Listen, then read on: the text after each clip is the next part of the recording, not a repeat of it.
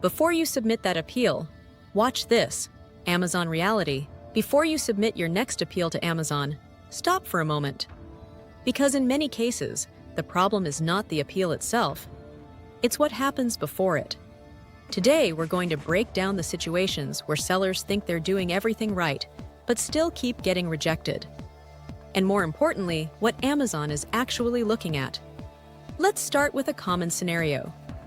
A seller receives a suspension for product authenticity. They submit an invoice.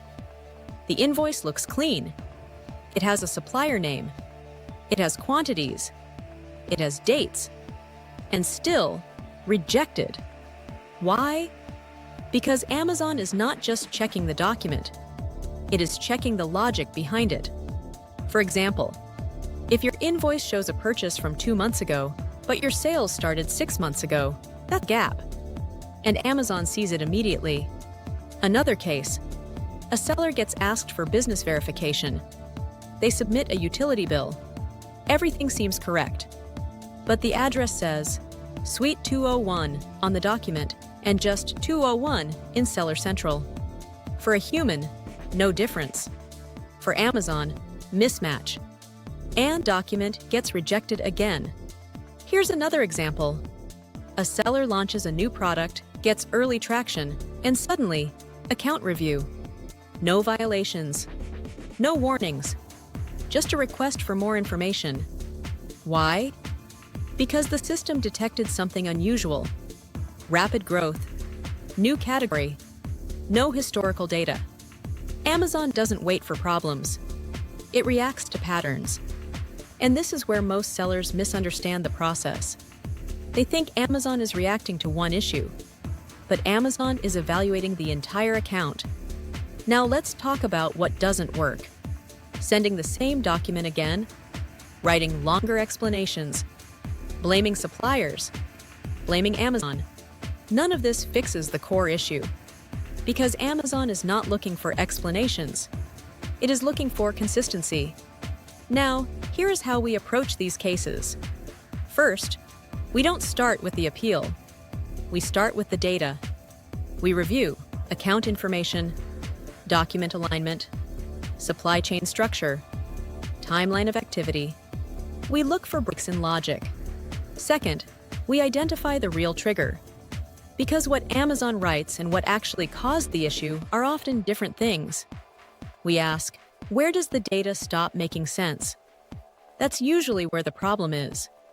Third, we rebuild the structure. That may include aligning all account details, correcting document inconsistencies, reconstructing supply chain logic, clarifying timeline gaps.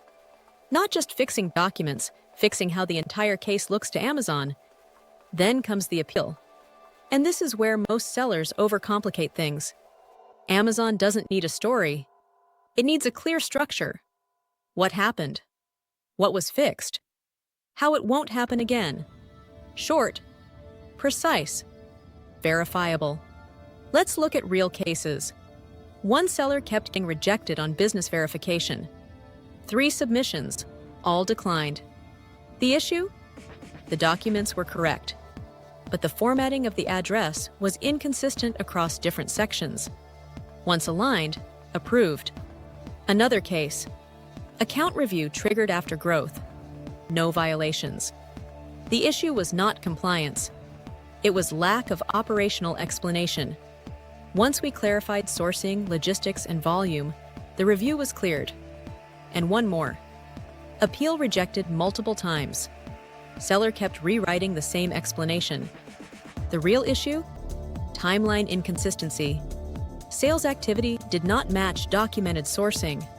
Once corrected, the case moved forward. In most cases, the issue is not obvious. And that's exactly why it keeps repeating. Because the system doesn't explain it directly. It expects you to understand it. If you're dealing with repeated rejections or preparing to submit an appeal, don't rush it.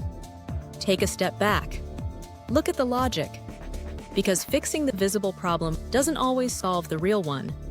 If you want a structured review of your case before the next step, we work with these situations every day. Get help here. www.sellerdocshelp.com.